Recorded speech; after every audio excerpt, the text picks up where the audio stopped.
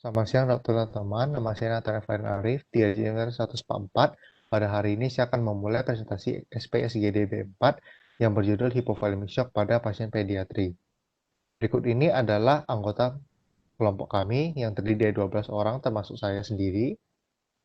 Ini adalah outline dari presentasi kami yang terdiri dari definisi, etiologi dan risk faktor, patofisiologi, diagnosa dan diagnosa banding, komplikasi, serta treatment dan prevention dari hypothalamic shock pada pasien pediatri. Hypothalamic shock dapat didefinisikan sebagai kondisi yang mengancam jiwa di mana pasien kehilangan banyak darah atau cairan tubuh, yang dapat menyebabkan fatalitas karena menyebabkan hipotensi. Komplikasi dari hypothalamic shock ini sendiri dapat menyebabkan gagalnya organ, gangren, dan juga serangan jantung. Berikutnya bisa dilanjutkan oleh teman saya.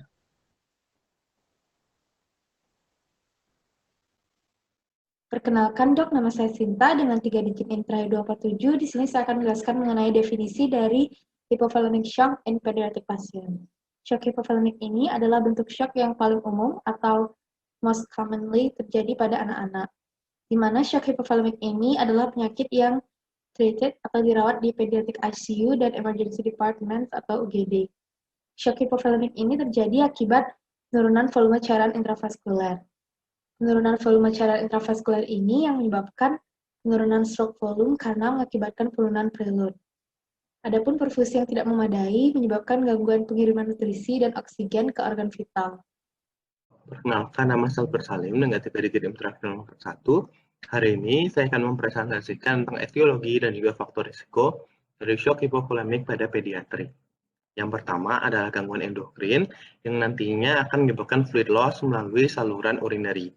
Yang pertama adalah diabetes insipidus, di mana terjadi gangguan dari sekresi arginin vasopressin dari posterior pituitary dan juga gangguan dari respon ginjal terhadap hormon antidiuretik, di mana hormon-hormon ini mengatur dari keseimbangan air pada tubuh. Nantinya ginjal akan mensekresikan banyak air sehingga menyebabkan dehidrasi kronik dan juga gangguan dari elektrolit, sehingga akan berisiko terjadi shock hypothalamic. Lalu ada diabetes ketoasidosis, merupakan salah satu komplikasi dari diabetes, di mana di sini terjadi insufisiensi dari insulin dan juga kelebihan dari hormon kontraregulatory, di mana menyebabkan hiperglikemi, pembentukan badan keton, dan juga pelepasan dari epinefrin. Dari pelepasan keton ini akan men-trigger dari kemoreseptor, sehingga pasien akan muntah. Dan juga apabila hiperglikemi ini kadar gula darah melebihi dari batas ambang dari ginjal, maka ini akan menyebabkan osmotic diuresis, sehingga nantinya juga akan mengganggu dari volume intravaskular. Nantinya akan menyebabkan dehidrasi dan juga pasien dapat jatuh pada kondisi shock hypothalamic. Lalu ada penurunan dari intake. Faringitis, di mana pasien akan mengalami nyeri pada belakang kerongkongan dan juga anoreksia, pasien membatasi dari oral intake-nya, sehingga nantinya berisiko menyebabkan shock hypothalamic, dibuktikan oleh adanya tanda-tanda dehidrasi pada pemeriksaan fisik. Lalu ada infeksi dengue virus yang umumnya ditransmisikan melalui nyamuk Aedes aegypti pada daerah tropik dan juga subtropik. Nantinya pelepasan sitokin akan menyebabkan peningkatan dari permeabilitas vaskular, penurunan dari volume intravaskular, dan juga menyebabkan vascular leakage. Nantinya dehidrasi bersama-sama dengan disfungsi dari miokard akan menyebabkan shock dan juga multi-organ. Perkenalkan, nama saya Niputu Risma Bizari Putri dengan 3 digit NIM terakhir 227. Saya akan melanjutkan penjelasan dari etiologi dan faktor resiko. Etiologi terjadinya shock hypothalamic pada pediatri juga disebabkan oleh fluid loss atau kekurangan cairan tubuh yang dapat diakibatkan beberapa kondisi seperti diare. Penelitian terhadap 50 anak yang dirawat di unit gastroenterologi dan unit gawat darurat menunjukkan bahwa 100% diantaranya mengalami diare dan 92% mengalami muntah yang mengakibatkan shock hypothalamic. Mekanisme terjadinya diare dapat berupa osmosis, sekretori, inflamasi, dan perubahan motilitas, di mana terjadinya diare mengakibatkan kehilangan cairan gastrointestinal dan menyebabkan dehidrasi, sehingga rentan menyebabkan shock hypothalamic akibat fluid loss pada pediatri, khususnya pada diare sekretori yang secara khas terjadi dalam jumlah yang sangat banyak dan akan tetap berlangsung walaupun dilakukan puasa makan atau minum. Diare ini umumnya diakibatkan oleh peningkatan sekresi secara langsung atau yang lebih dominan akibat penurunan absorpsi. Sedangkan pada diare osmosis terdapat substansi tidak terserap menarik air dari plasma menuju menuju ke lumen usus mengikuti gradien konsentrasi, sedangkan pada diare inflamasi terdapat inflamasi pada dinding usus yang mengakibatkan terjadinya kerusakan mukosa usus sehingga menyebabkan terjadinya produksi muskus yang berlebihan, eksudasi air dan elektrolit ke dalam lumen serta gangguan absorpsi air elektrolit.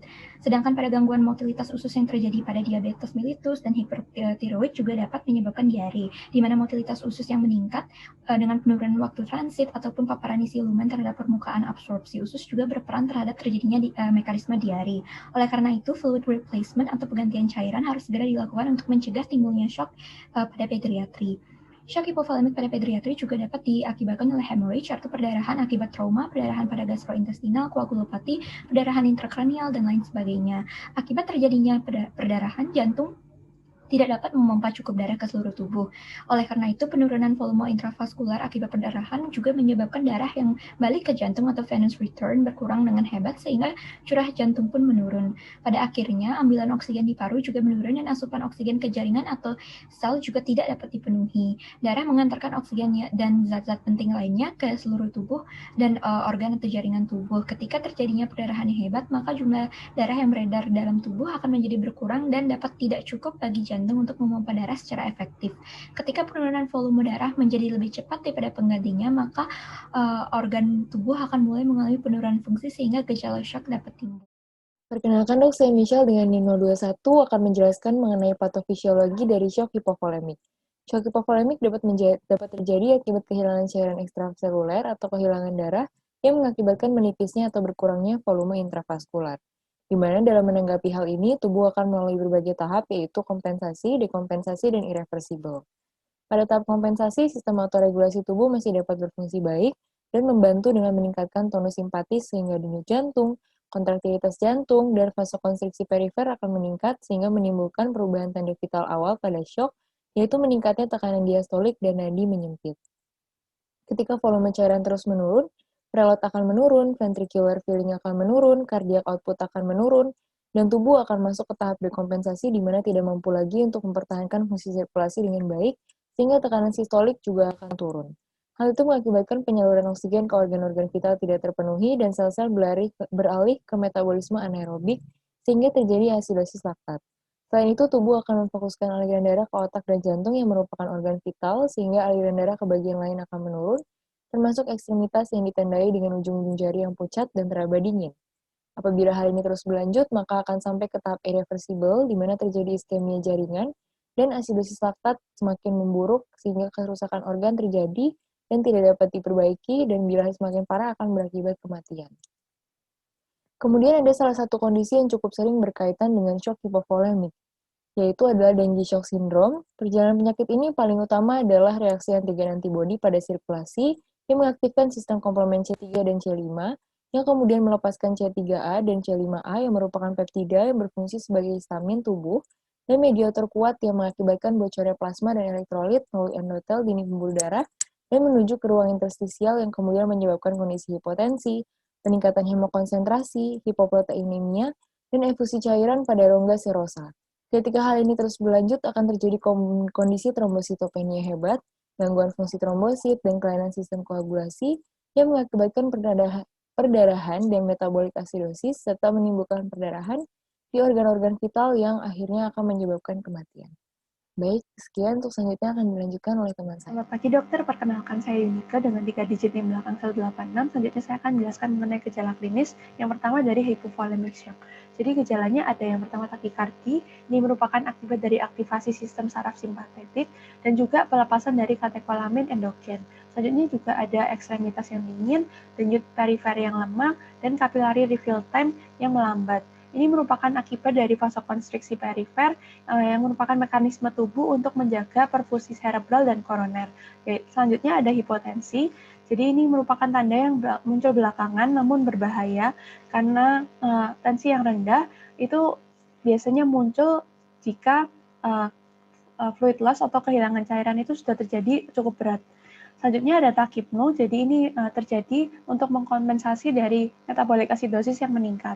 Lalu ada pengeluaran urin yang menurun, ini merupakan akibat dari perfusi renal yang berkurang, lalu adanya aktivasi aksis renin, angiotensin, dan aldosteron, dan juga adanya rilis dari ADH. Selain itu juga ditemukan beberapa pemeriksaan fisik lainnya, seperti perubahan dari status mental, lalu pengeringnya membran mukosa, lalu adanya penurunan produksi dari air mata, dan juga sunken eyes dan fontanel.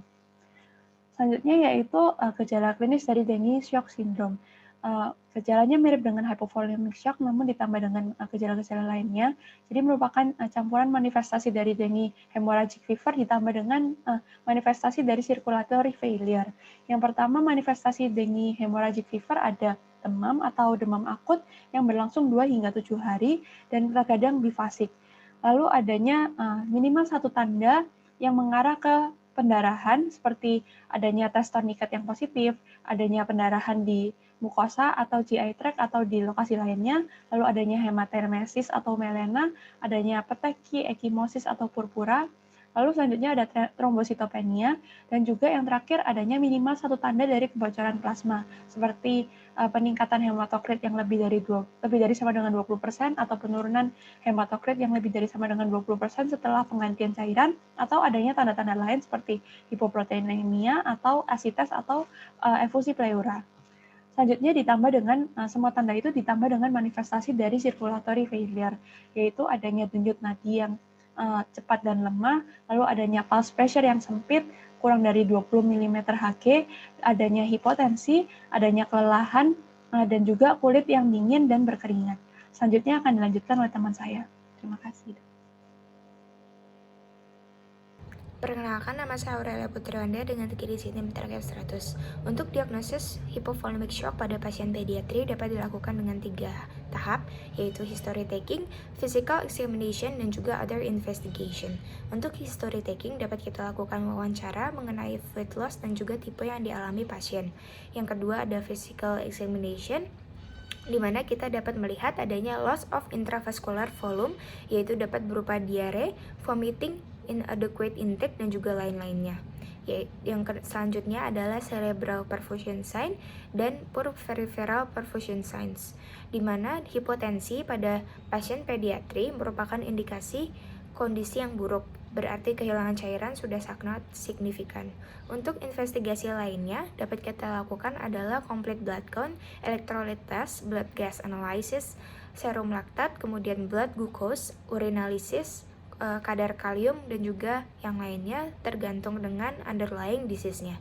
Di mana other investigation ini tidak sepenuhnya diperlukan karena hanya untuk melihat etiologi, kemudian adanya disfungsi organ, dan juga untuk mengevaluasi hipoperfusi. Untuk diagnosis pada dengue shock syndrome atau DSS dapat kita lakukan dengan yang pertama physical examination, di mana menurut WHO yaitu yang pertama high fever, yaitu acute onset atau berlangsung selama 2-7 hari, dan juga adanya manifestasi dari hemoragik. Yang kedua ada laboratory findings, yaitu berupa thrombocytopenia dan juga plasma leakage evidence, di mana dapat dilengkapi dengan bukti adanya circulatory failure ditambah dengan RT-PCR untuk mendeteksi dengue viral material di dalam darah. Selain itu juga didapatkan pembesaran hepar dan juga penurunan tekanan sistolik pada pasien yang biasanya muncul di akhir. Kemudian adapun warning signs dari dengue meliputi nyeri abdomen, kemudian kurangnya asupan cairan disertai muntah, letargi, dan adanya pendarahan serta penurunan produksi urin. Perkenalkan dok, nama saya Jocelyn Ivana dengan 3 digit terakhir 164. Sekarang saya akan menjelaskan tentang differential diagnosis dari hypovolemic shock in pediatric patient.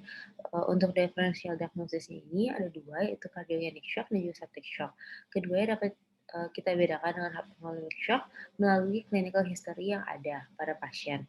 Untuk cardiogenic shock, clinical historinya ada tachycardia, hepatomegaly, cardiac gallop murmurs, dan juga precordial hip.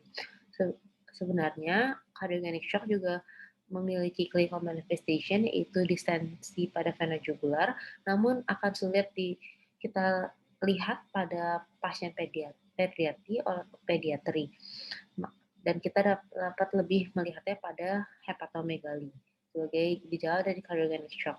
Sedangkan untuk septic shock, clinical history yang muncul adalah demam, karena demam merupakan tanda dari infeksi, dan infeksi sendiri merupakan penyebab dari septic shock. Selanjutnya akan dilanjutkan oleh teman saya. Dia dengan 3 jenis NIM terakhir 143, di sini saya akan menjelaskan mengenai komplikasi.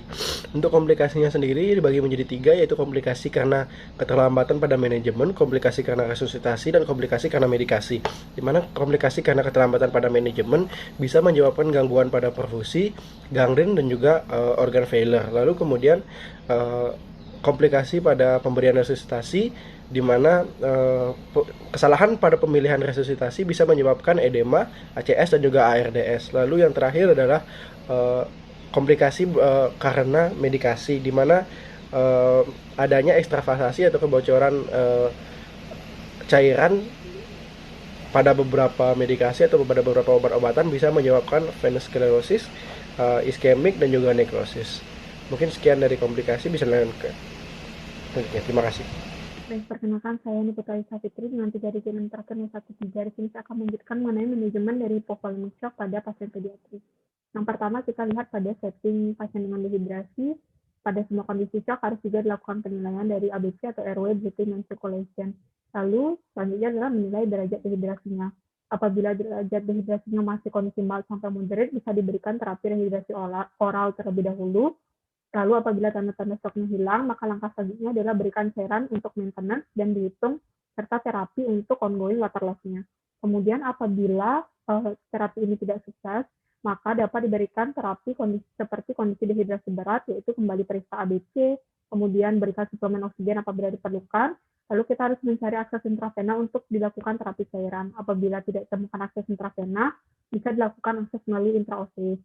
Cairan yang direkomendasikan adalah cairan kristalloid yang isotonik seperti NaCl 0,9% dan juga dengan laktat sebanyak 20 ml per kilogram berat badan bolus selama 10-15 menit.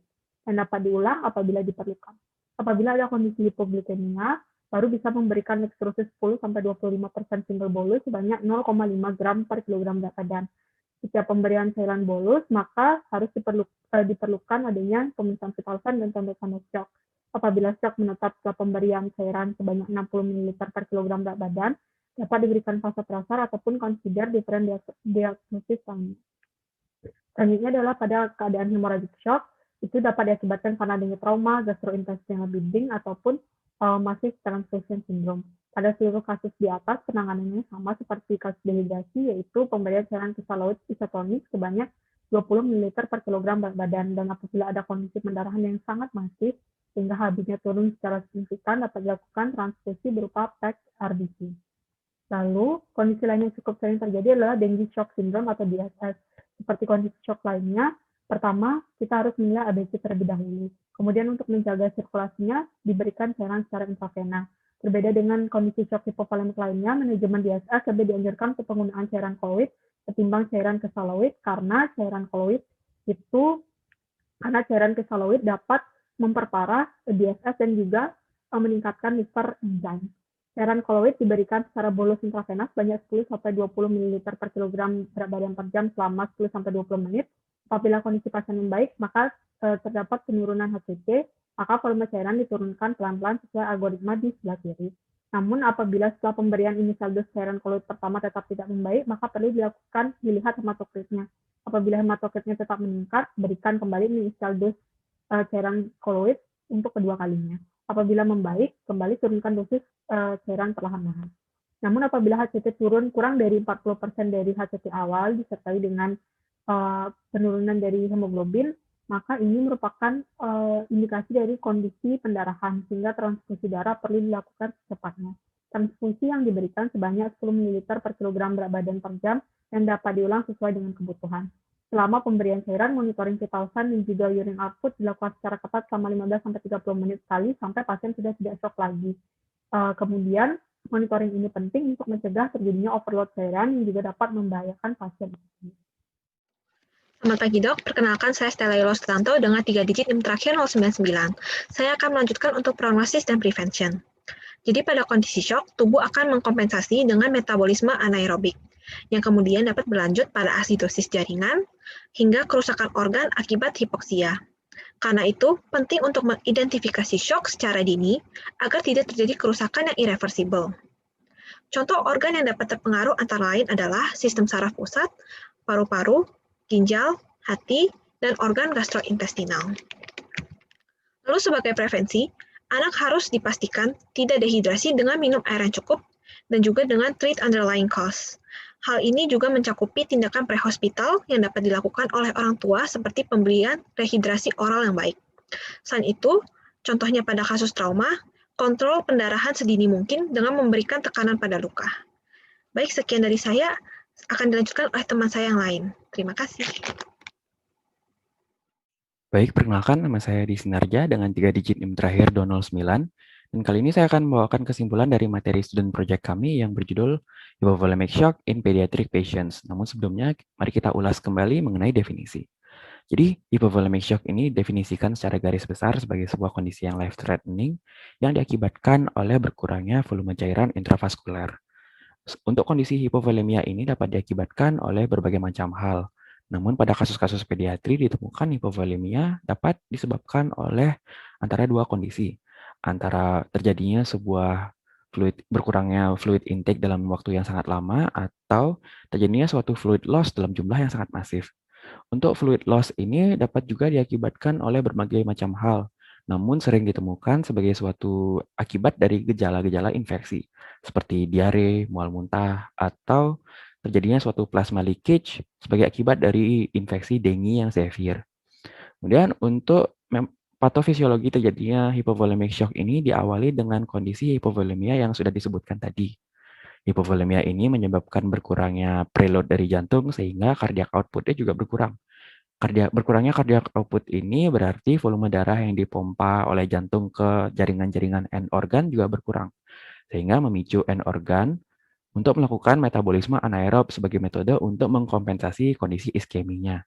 Namun apabila ini berlangsung terlalu lama, hal ini dapat mengakibatkan terjadinya suatu kondisi asidosis laktat, dan hal inilah yang dapat memicu terjadinya kerusakan organ yang terjadi pada hypovolemic shock. Untuk hypovolemic shock, dia memiliki beberapa tanda-tanda khas sebagai clinical signs-nya, seperti hipotensi, takikardi, takipnu, akral dingin, decreased urine output, dan pulsasi lemah. Diiringi juga dengan beberapa gejala-gejala lainnya tergantung dari penyebab hipovolemianya apa. Untuk metode untuk mendiagnosa suatu kondisi hypovolemic shock ini dapat melibatkan history taking dan physical examination untuk mencari tahu dengan precise apa kira-kira yang menyebabkan berkurangnya volume cairan intravaskuler ini. Kemudian untuk manajemennya dapat diawali dengan early recognition mengenai suatu kondisi hipovolemia, diikuti dengan melakukannya assessment primary survey, dan diakhiri dengan melakukan resusitasi cairan dengan upaya untuk memperbaiki kondisi fluid loss yang dialami oleh pasien itu sendiri. Sekian dari materi student project kami. Terima kasih atas perhatiannya.